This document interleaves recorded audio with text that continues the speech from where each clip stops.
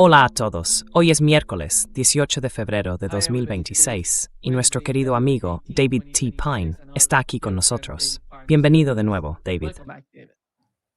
Hola Nima, encantado de volver a estar contigo. Sí, quiero empezar, David, con las escaladas en Asia Occidental, en Oriente Medio. Sabemos que hubo una segunda ronda de negociaciones en Ginebra tras la guerra de 12 días entre Irán y Estados Unidos, mediada por los omaníes. Después de esa reunión, escuchamos algunas reacciones positivas por parte del vicepresidente de Estados Unidos. Luego, Axios informó algo similar. La evaluación del ministro de Asuntos Exteriores iraní también fue algo positiva. Dijo que están preparando un borrador detallado para continuar las negociaciones con Estados Unidos.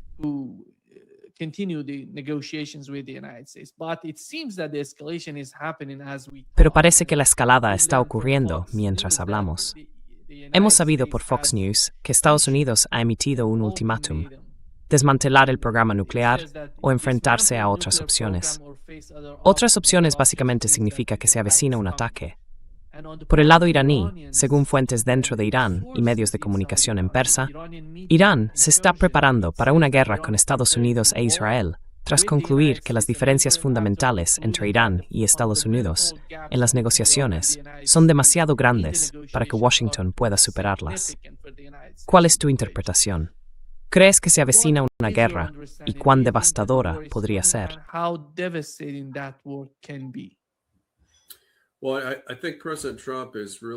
Bueno, creo que el presidente Trump está actuando realmente bajo una suposición falsa, que Irán es solo otra potencia media, como Venezuela, sobre la que podemos pasar por encima.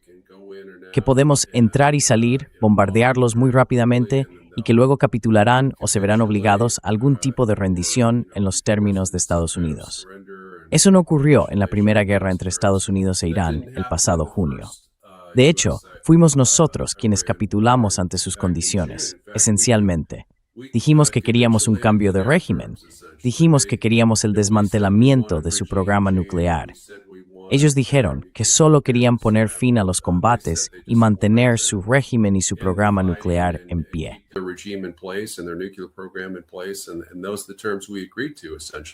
Y esos son los términos que acordamos, esencialmente no en algún tipo de acuerdo formal, sino en la práctica.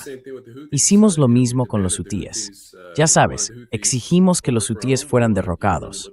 Queríamos que Yemen se liberara de ellos y que aceptara dejar de atacar no solo los buques estadounidenses, sino también el transporte marítimo internacional. Ellos contraofertaron que solo aceptarían dejar de atacar los buques estadounidenses, y esos fueron los términos que aceptamos.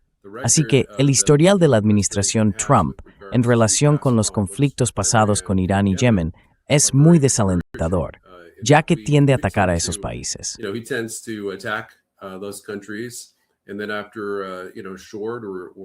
Y luego después, ya sabes, breves combates de 7 semanas en el caso de Yemen, acaba cediendo a sus condiciones, dándose cuenta de que las condiciones que él mismo impone son inalcanzables. Así que creo que llegará rápidamente a esa conclusión. El problema es que Irán ha dejado claro, según se informa, ha habido una oferta de Trump para bombardear solo 2 objetivos iraníes. Dejar que ellos bombardeen uno de los nuestros y luego darlo por bueno y tener una salida digna de esta guerra, que por supuesto es completamente innecesaria.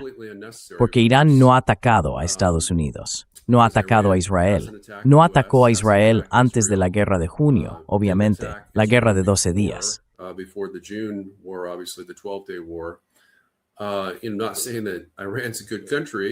No estoy diciendo que Irán sea un buen país.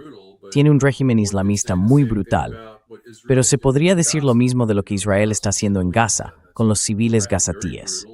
Eso es muy brutal, y han matado a muchos más civiles gazatíes de los que Irán mató a sus manifestantes anteriormente. Pero este es un conflicto que creo que es completamente evitable. Creo que a Trump le gustan las guerras cortas. Según se informa, desprecia las guerras largas y, sin embargo, parece dispuesto a arriesgarse a una guerra regional prolongada con Irán que podría durar muchas semanas, sino meses, y causar miles, quizá incluso millones, de bajas estadounidenses e israelíes.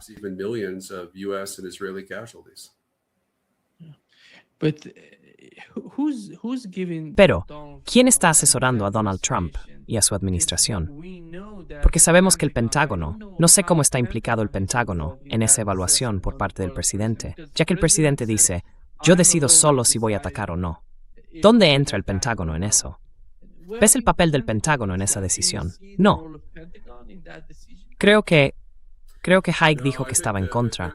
Ya sabes, supuestamente se oponía al primer bombardeo iraní, junto con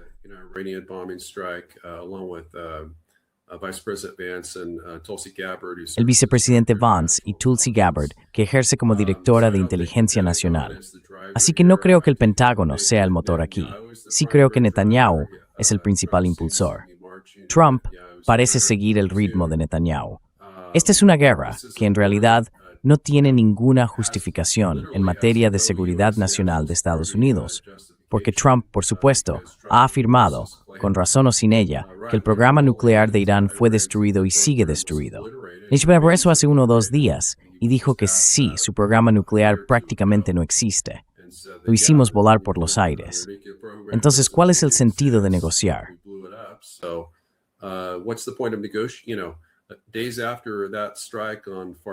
Días después de aquel ataque contra Fordow y los otros 2 sitios nucleares iraníes a finales de junio del año pasado, se le preguntó a Trump, entonces, ¿vamos a reanudar las negociaciones que fueron abruptamente suspendidas por la campaña de bombardeos de Estados Unidos e Israel? Él respondió, no hay motivo, porque no queda nada por negociar. El programa nuclear, ya sabes, no existe. O, según otras fuentes de la Casa Blanca, se había retrasado 2 años. Así que, si de hecho tenemos incluso una ventana de 2 años antes de que Irán tenga alguna posibilidad de desarrollar o militarizar armas nucleares, ¿cuál es la necesidad inmediata de atacar a Irán?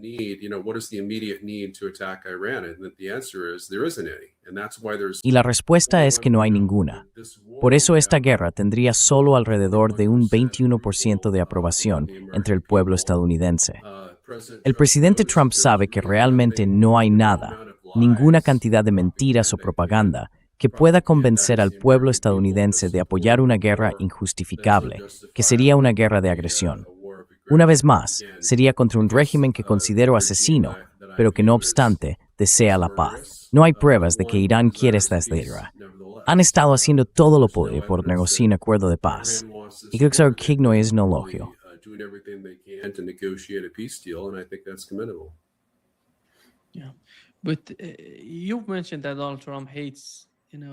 Sí, pero has mencionado que a Donald Trump no le gustan las guerras largas. Una guerra de desgaste, como la que vemos en Ucrania, por ejemplo. Me parece que una guerra contra Irán podría literalmente convertirse en una guerra de desgaste, porque no hay manera de entrar y derribarlo todo. Es un país. No es algo como mencionaste, Venezuela. Es diferente. Y toda la región, si miramos toda la región, es tan importante para la economía mundial que no veo cómo encaja eso en el cálculo.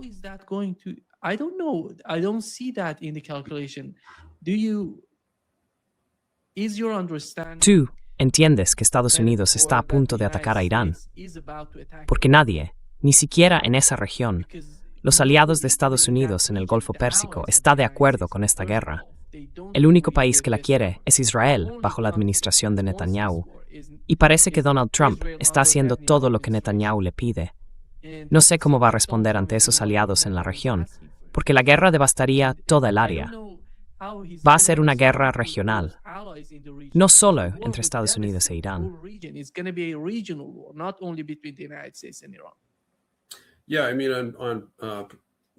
Sí, quiero decir, desde un punto de vista puramente político y racional, no hay manera de que un presidente estadounidense racional ataque a Irán, porque cerrarían el estrecho de Hormuz. Eso haría que los precios del petróleo se dispararan y podría causar una pequeña recesión en Estados Unidos. Sin duda aumentaría el coste de la vida. Ya sabes, las valoraciones de Trump ya son pésimas entre los jóvenes aquí en Estados Unidos, que intentan comprar una casa nueva y tienen dificultades con el coste de la vida. Tenemos unas elecciones en noviembre que van a determinar el control de ambas cámaras del Congreso. Y ahora mismo, creo que la Cámara de Representantes se va a perder por completo a favor de los republicanos en una derrota aplastante, una ola azul electoral para los demócratas.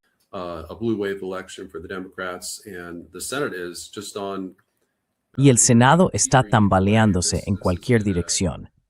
Esto garantizaría, en mi opinión, una toma de control demócrata del Senado de los Estados Unidos. Por supuesto, eso significa que Trump será sometido a un tercer juicio político.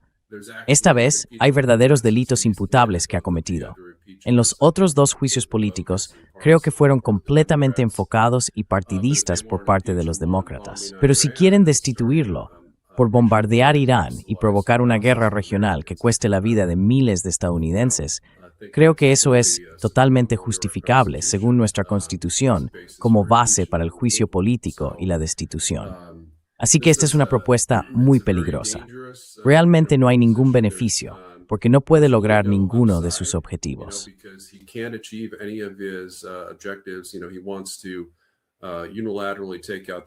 Sabes, él quiere eliminar unilateralmente sus instalaciones nucleares. Están reforzadas, enterradas profundamente bajo tierra, no solo posibles ojivas nucleares, sino también sitios de producción nuclear para uranio enriquecido, y miles de misiles, incluidos IRBM y MRBM móviles, con capacidad nuclear, y enterrados bajo compuertas de silos de hormigón.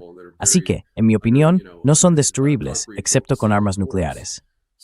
No creo que Trump tenga intención de usar armas nucleares en este tipo de campaña de bombardeo. Y bueno, según su propia declaración de que el programa nuclear fue destruido, no está claro qué es lo que realmente va a atacar.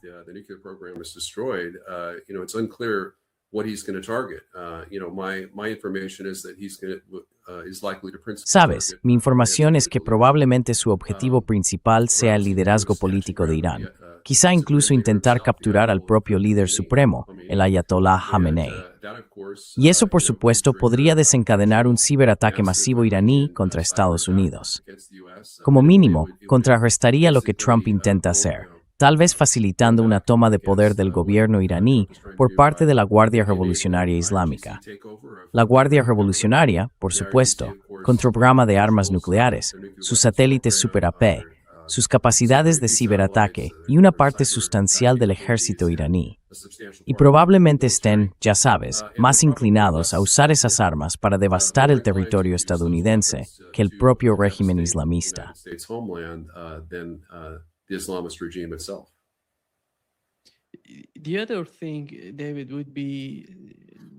La otra cosa, David, es que ya sabes, empezar una guerra es una cosa, pero mantenerla es mucho más importante, en mi opinión. ¿Cómo ves las capacidades para sostener una guerra? Porque hasta ahora, por lo que hemos aprendido, hay 2 portaaviones.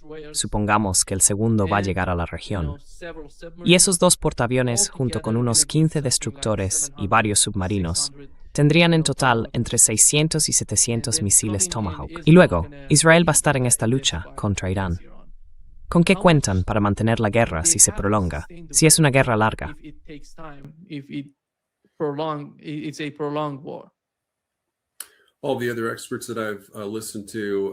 Todos los demás expertos que he escuchado han dicho que Estados Unidos no tiene más de 2 semanas de municiones guiadas de precisión para un combate de alta intensidad contra la República Islámica de Irán, en lo que respecta a bombardeos y ataques aéreos.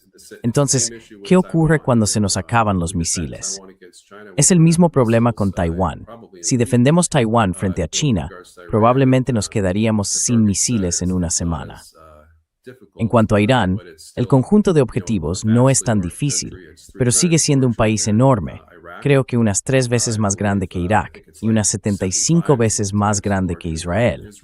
Su población es de 3 a 4 veces mayor que la de Irak, cuando lo invadimos en 2003.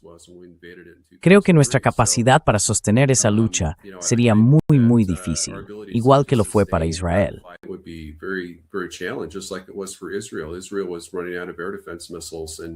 Israel se estaba quedando sin misiles de defensa aérea, y Estados Unidos también se quedará sin ellos muy pronto.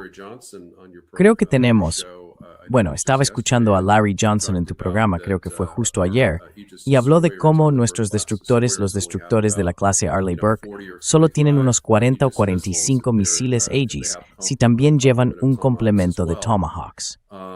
Y normalmente, ya sabes, disparamos 2 de esos por cada misil entrante. Irán tiene, bueno, ni siquiera sabemos cuántos misiles tiene, pero se cuentan por miles, probablemente muy por encima de 4, quizás incluso 5,000 o más misiles. Muchos de ellos son misiles de alcance medio. Tienen cientos de misiles antibuque, misiles de crucero, misiles balísticos antibuque y misiles hipersónicos antibuque, que pueden viajar a Mach 5 o más.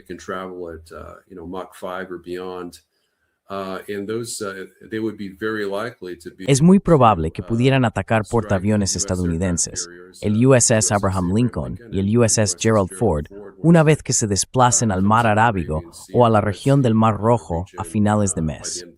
Y como sabes, tal como han amenazado los líderes iraníes, han hablado de causar entre 3 y 4 mil bajas militares estadounidenses en las primeras semanas de una guerra. Ahora bien, entre 4 y 5 mil personas es aproximadamente el tamaño de la tripulación de un portaaviones estadounidense. Así que eso implica que esos buques estarían entre sus objetivos. Y sabemos que la China comunista ha proporcionado a Irán datos de localización por satélite de precisión, igual que nosotros hemos hecho con Ucrania, por lo que tendrían muchas posibilidades de alcanzar nuestros portaaviones, que tendrían que navegar mucho más cerca de Irán para situarse dentro del alcance de ataque de sus cazas.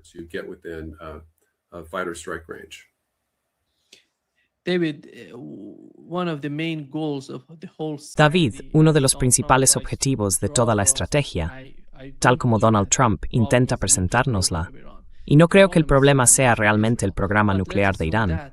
Pienso que el problema es otra cosa relacionada con Israel. Pero supongamos que es así. ¿Cómo cambiaría una guerra con Irán la mentalidad de aquellos países que antes no habían buscado armas nucleares? ¿Crees que eso generaría algún tipo de problema? Porque Donald Trump, como sabes, decidió no prorrogar el tratado New START, digámoslo así, y ahora no se trata solo de Irán. Rusia, China, todos están observando lo que ocurre con la situación nuclear. Estados Unidos parece sentirse libre para atacar a Irán. Entonces, ¿qué tienen otros países para disuadir a Estados Unidos o a cualquier otra superpotencia de atacarlos? También irán tras las armas nucleares, en tu opinión.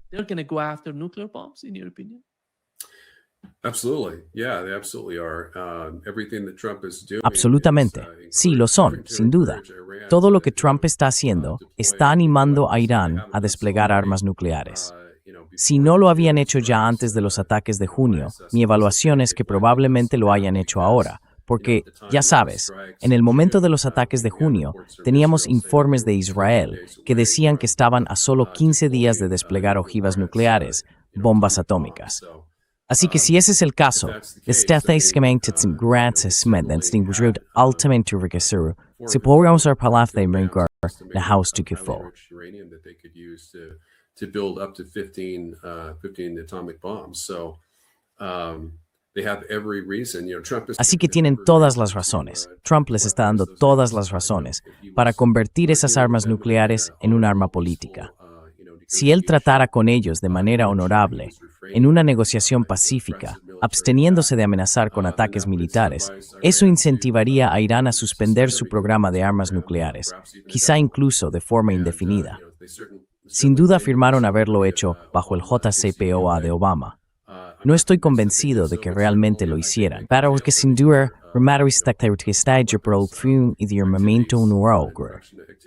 y expuesta de tu themang zuakwag, de grosenfor.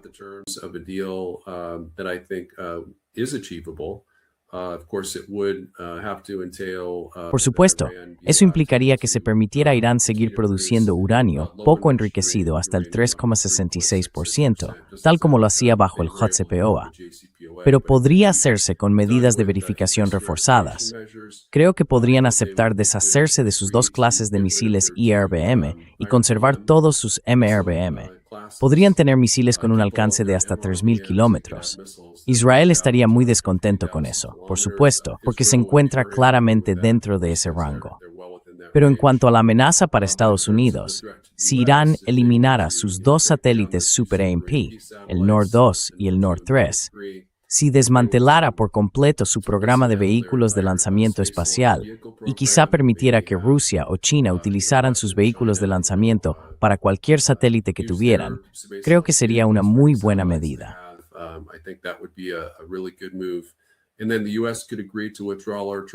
Y entonces, Estados Unidos podría acordar retirar todas nuestras tropas de Oriente Medio, manteniendo básicamente todas las bases militares excepto la de Bahrein, que es una base naval clave que querríamos conservar en la región. Por supuesto, también está Diego García, que está un poco fuera de Oriente Medio. Esas son las dos bases aéreas navales principales que querríamos mantener. Pero en cuanto a las tropas, en Bahrein y en Israel, tenemos, creo, hasta 3,000 soldados en Israel. Tenemos unos 1,000 en Siria y alrededor de 1,500 en Irak. Todas esas tropas deben irse. También tenemos tropas en Jordania. Simplemente no hay razón para mantenerlas allí. No la ha habido durante décadas. Creo que actúan más como una fuerza desestabilizadora y en realidad como objetivos que Irán puede amenazar. En vez wordt het Depennerstrupspoort in Noor, que Iran putieritamikken smosen den olveet. Is daar minus het steeds een team daarom bedaard. Bomb and strike them. What does Israel have in such a war between Iran and the United ¿Qué tiene States? Israel que ofrecer en una guerra entre Irán y el ISIS? With the war? Because Porque cuando fui when I- recientemente a I Irán, was recently después de there 12 años, when para I ver was qué estaba pasando what's allí, going on there. hablé con And funcionarios y I con was gente talking común with people. I talked y no with ven a people Israel in como una Iran. amenaza. They Nadie see habla de Israel as a Israel. threat. Nobody's En talking realidad, about Israel. me sorprendió que I was Israel surprised siempre hable de Israel Irán, all the time is pero talking allí about nadie Iran. hable de Nobody's Israel. talking about Israel. Y luego tuvimos a And Lindsey we Graham had diciendo que Lindsey todas Graham las guerras saying that futuras se Israel planifican en has, Israel, que ellos lo tienen todo, here in la Israel, tecnología, and they have los everything, recursos, they have the technology. y que lo están obteniendo Where is todo de that? Estados Unidos. It's all getting Eso fue lo que built in dijo Lindsey the Graham. United States. And here is what Lindsey Graham said.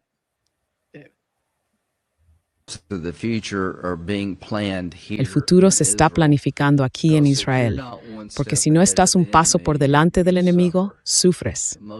Las fuerzas militares más inteligentes y creativas del planeta están aquí en Israel, porque tienen que serlo para sobrevivir. Así que lo que estamos viendo es que Israel está avanzando por el camino de un armamento nuevo muy por delante de nosotros, y sería bueno tener un proceso en el que pudiéramos ser socios. Where is that? ¿Dónde está I eso? don't know. What is your No lo sé. assessment of Israel ¿Cuál es tu in evaluación de this Israel war? hoy en esta guerra? Let's put it this way. Pongámoslo Can así. they ¿Pueden luchar sin survive Estados Iraq Unidos contra Irán? Well, my assessment was they couldn't. Bueno, mi evaluación era que no podían. Siento que hicieron un buen trabajo demostrando que estaba parcialmente equivocado con la guerra de 12 días. Fueron capaces de llevar a cabo muchos ataques, en su mayoría con misiles, quizá algunos aéreos. Pero, según tengo entendido, las administraciones anteriores habían bloqueado sus solicitudes para realizar ataques aéreos contra Irán, tanto Bush como Obama y probablemente también Biden. Así que Trump, ya sabes, fue el primer presidente estadounidense que autorizó ataques israelíes en Irán, y por supuesto también llevó a cabo bombardeos estadounidenses. Y ni siquiera George W. Bush, el presidente neoconservador y vigilante de la guerra que era, estuvo dispuesto a aceptar eso. De hecho, siguió una política de apaciguamiento con Irán. Mucha gente no se da cuenta de eso.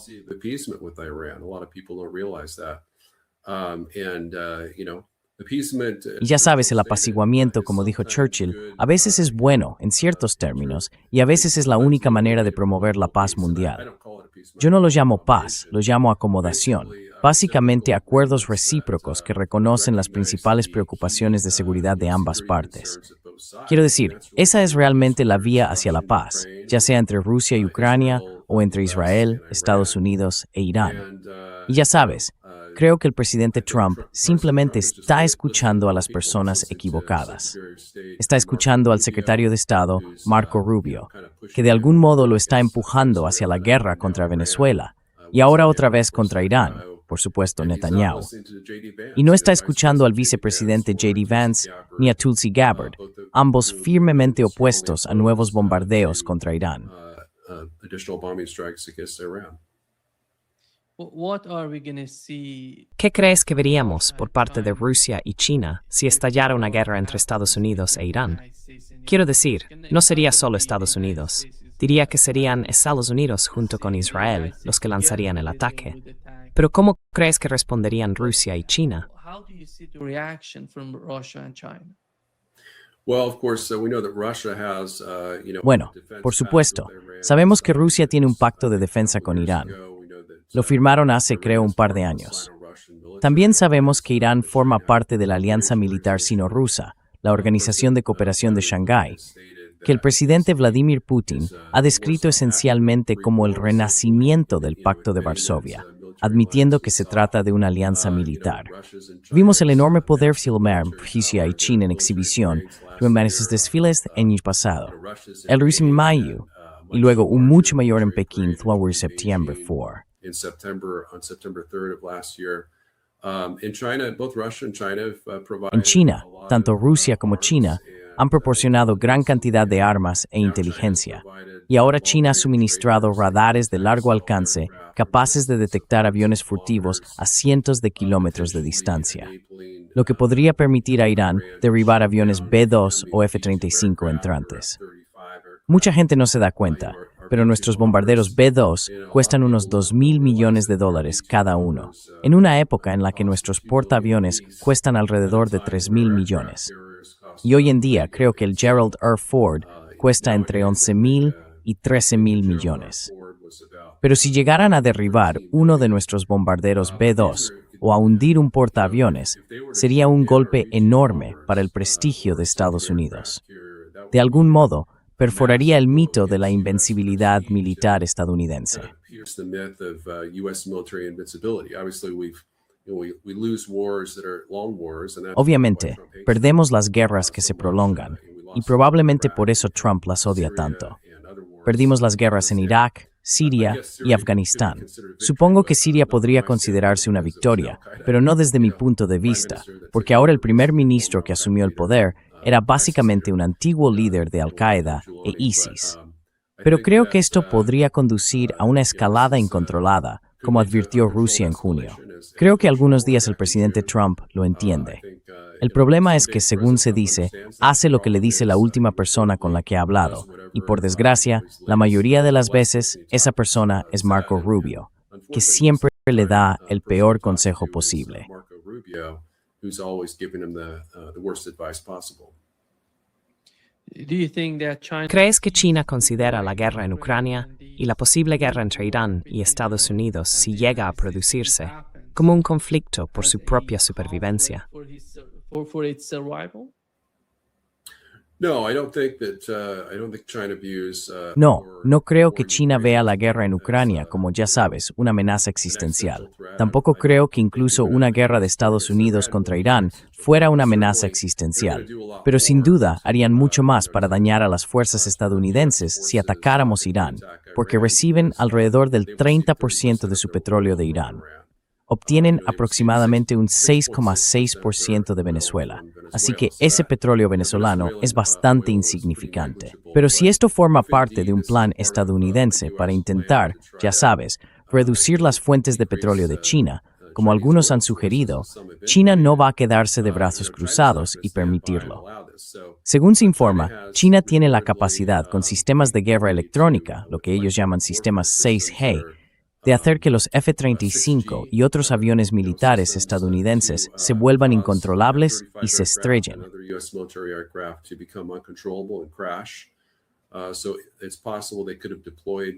Así que es posible que hayan desplegado algunos de esos en Irán.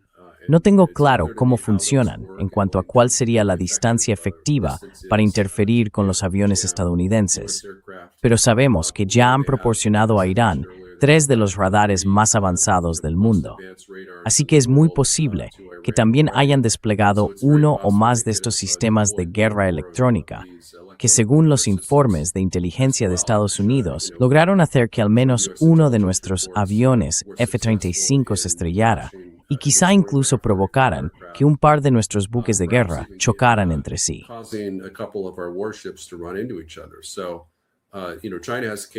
China tiene capacidades que son en muchos aspectos mucho mayores y más avanzadas que las nuestras. Creo que hay una muy buena posibilidad de que cuanto más se prolongue una guerra entre Estados Unidos e Irán, mayor sea la probabilidad de que China, del mismo modo que nosotros, hemos intentado emplear sistemas de armas militares estadounidenses y probarlos contra Rusia en Ucrania, haga lo mismo. Intentarán poner a prueba esos sistemas de armas contra Estados Unidos en la guerra con Irán. Y al igual que hundimos el buque insignia de la flota del Mar Negro de Rusia, el Moskva, ellos podrían hundir potencialmente el USS Abraham Lincoln con misiles hipersónicos antibuque suministrados por China o con misiles iraníes que utilicen datos de localización por satélite proporcionados por China.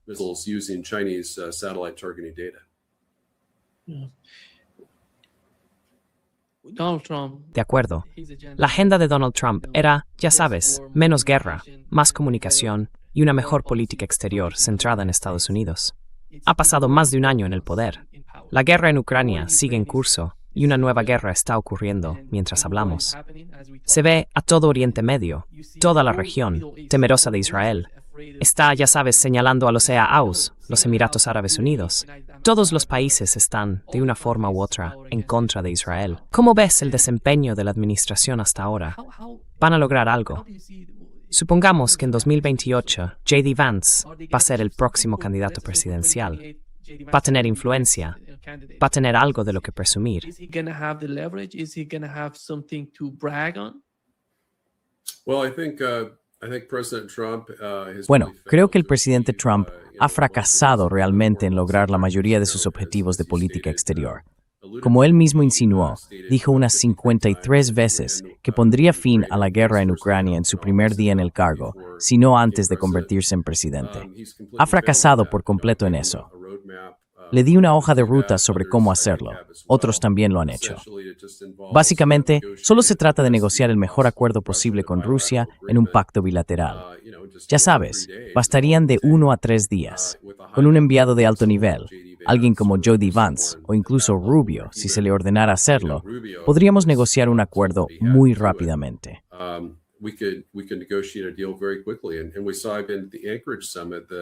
Y lo vimos en la cumbre de Anchorage, donde el presidente Trump y el presidente ruso Vladimir Putin lograron negociar un acuerdo de paz provisional, un marco de paz, que Trump luego intentó que Zelensky y los líderes de la UE aceptaran. Pero cuando lo rechazaron, simplemente se rindió. Levantó las manos y unos meses después lo intentó de nuevo, pero sus esfuerzos fueron cada vez menos serios. Sabes, al principio, sus 3 meses y medio en el cargo fueron sobresalientes. Estaba haciendo todo lo que había prometido. Y luego algo ocurrió a principios de mayo. Básicamente empezó a rendirse ante Volodymyr Zelensky, un hombre al que ha descrito como un dictador sin elecciones, que, ya sabes, canceló las elecciones presidenciales de abril, o creo que fueron las de mayo de 2024, en Ucrania, que según la Constitución estaba obligado a celebrar.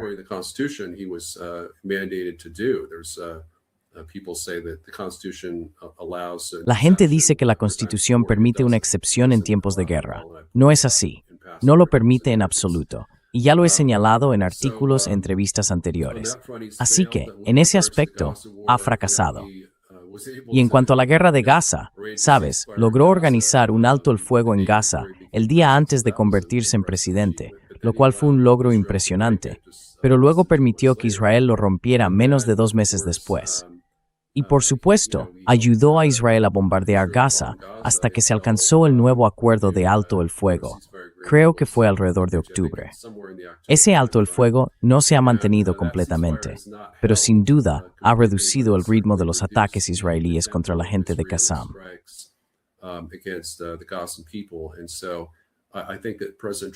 Creo que el presidente Trump sí merece reconocimiento por eso. De todas las cosas que ha hecho, probablemente esa sea la mejor, pero ahora va a revertirlo. En el momento en que hizo ese acuerdo, dijo que traería paz a Oriente Medio durante generaciones. Y aquí está, solo unos meses después, tras haber alcanzado ese hito tan significativo, uno que podría presionar a Israel para que lo implemente, y que en muchos sentidos ha estado haciendo, echándose atrás en su afirmación de haber traído la paz a Oriente Medio, al provocar una nueva guerra que podría ser el conflicto regional más devastador desde la guerra entre Irán e Irak, y posiblemente uno aún mayor, con el potencial de causar la muerte de millones de personas. Really has potential to kill millions of people.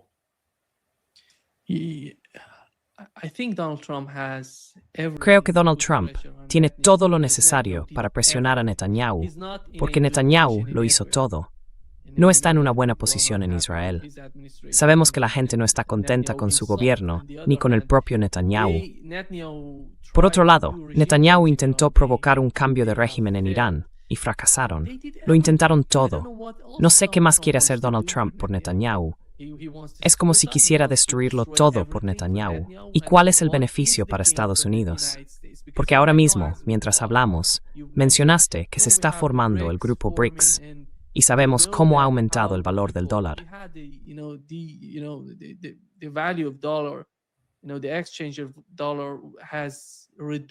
Sabes, el tipo de cambio del dólar ha caído en los últimos 2 o 3 meses. Y ves lo que está pasando con el Bitcoin, con el mercado. Todo está bajando. En todo este tipo de caos, en el que hay que encontrar alguna forma política de afrontar los problemas, acabas con una guerra que, en mi opinión, arrastraría a Estados Unidos durante al menos, van a ser años de conflicto si empieza. Es triste. Es muy triste ver lo que está pasando con la administración. Y yo era una de esas personas que tenían muchas esperanzas en la administración Trump.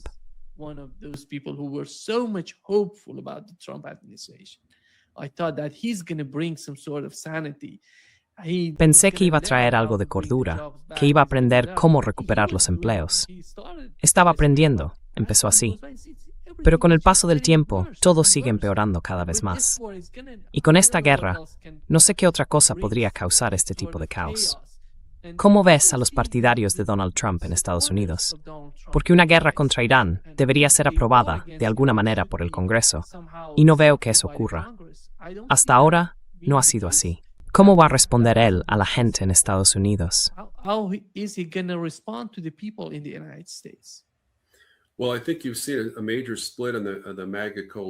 Bueno, creo que has visto una gran división en la coalición MAGA que respalda al presidente Trump, entre los pro-israelíes, supongo, y los verdaderos Primero América.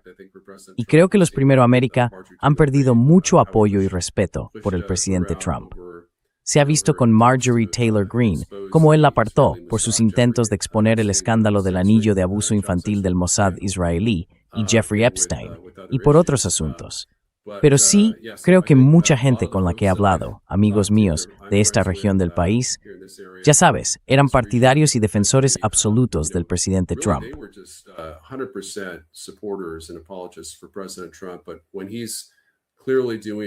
Pero cuando está claramente librando todas esas guerras eternas por Israel en Oriente Medio, o al menos sigue amenazando con hacerlo, se han dado cuenta de verdad de que no pone a Estados Unidos en primer lugar. Ya sabes, es solo otro presidente neoconservador. Yo le llamo neocon-don, ya sabes. Y creo que es triste, pero acertado. Está poniendo a Estados Unidos primero en algunos aspectos, en términos de comercio, proteccionismo y cosas así. En cuanto a la seguridad fronteriza, ha hecho algunas cosas muy buenas con la inmigración, pero en política exterior le pondría una D o una F en general, simplemente por ser un fracaso. Probablemente no una F, porque le doy mucho mérito por el alto el fuego entre Israel y Gaza, que todavía tiene mucho potencial para convertirse en algo más duradero.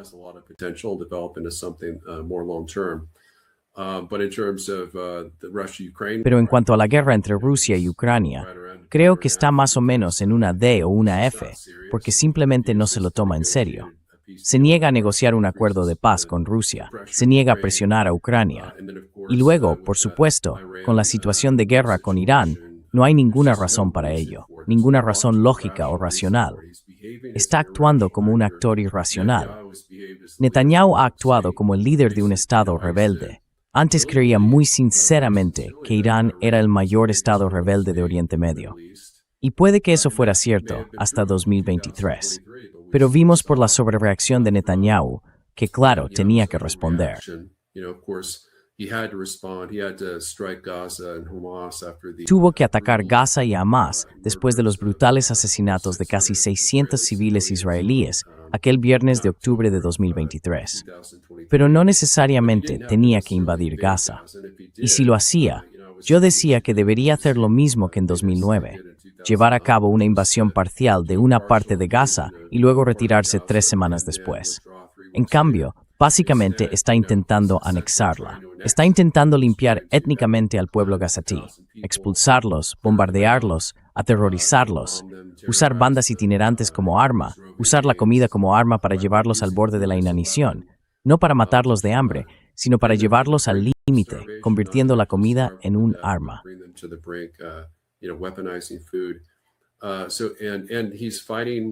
Así que está luchando, según su propia confesión, en 7 frentes distintos, 7 enemigos diferentes al mismo tiempo, cuando solo un país lo atacó.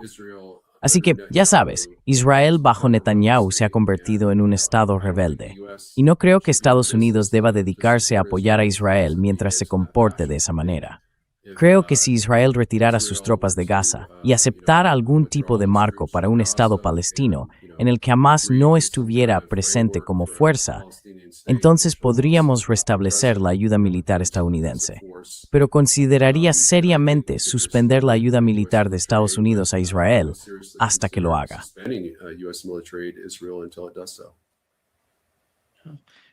David, antes de terminar, ¿cómo ves la situación con las negociaciones en curso con Zelensky? ¿Y cuál es tu valoración del papel que están desempeñando los europeos en la situación general en Ucrania?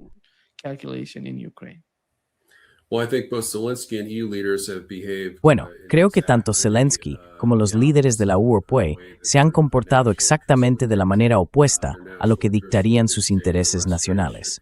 Sus intereses nacionales exigirían una restauración de la paz y la estabilidad, permitiendo que Ucrania se reconstruya y, ya sabes, se libere de los bombardeos rusos, que por supuesto han destruido alrededor del 70% de la red eléctrica nacional, privando a la gente de calefacción durante los meses de invierno gélido.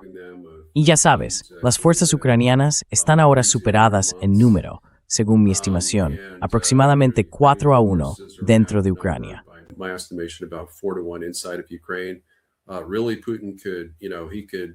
En realidad, Putin podría, ya sabes, derrotar a Ucrania en menos de un mes si volviera a invadir el Oblast de Kiev desde Bielorrusia con unos 200,000 soldados o más.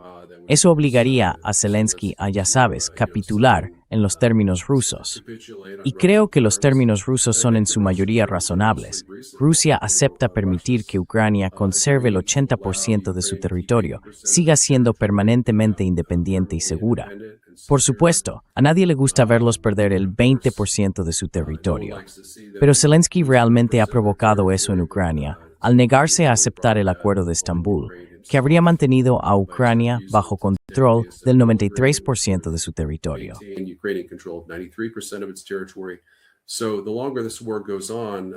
Así que, cuanto más se prolonga esta guerra, peores se vuelven las condiciones para Rusia.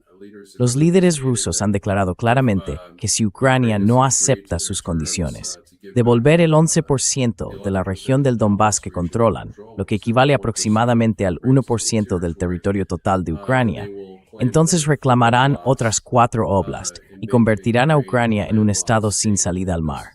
Y esas 4 oblasts, creo, representan algo así como entre el 38 y el 42% del territorio ucraniano, no solo el 20,3% que Rusia reclama actualmente. Así que en realidad, Trump presentó un plan de paz bastante bueno. Fue en noviembre, creo que era un plan de paz de 28 puntos, y solo había 3 o 4 puntos que, en mi opinión, Rusia no podría aceptar.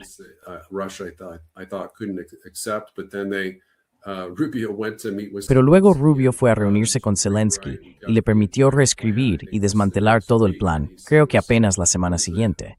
Y dijo que fue la negociación más fácil y positiva que había tenido, porque ya sabes, simplemente cedió en todo lo que Zelensky decía.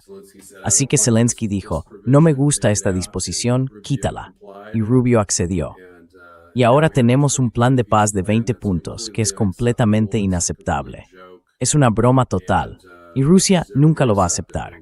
Y por muchas veces que envíe a Steve Witkoff, ya sabes, un funcionario de nivel inferior al subgabinete, en realidad por debajo de un subgabinete, solo un enviado especial, y por supuesto, a Jared Kushner, que no tiene ningún cargo oficial, eso solo demuestra lo poco serio que es Trump.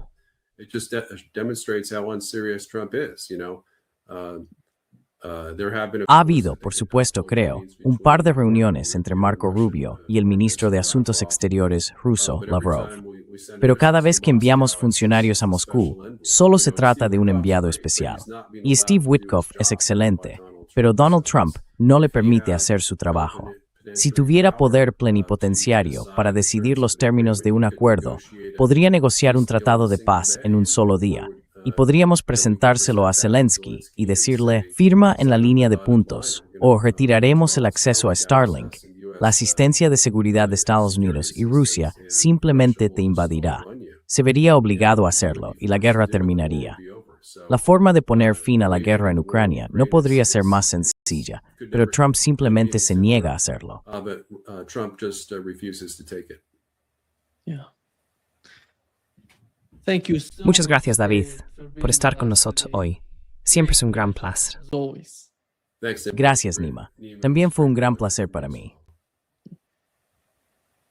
2.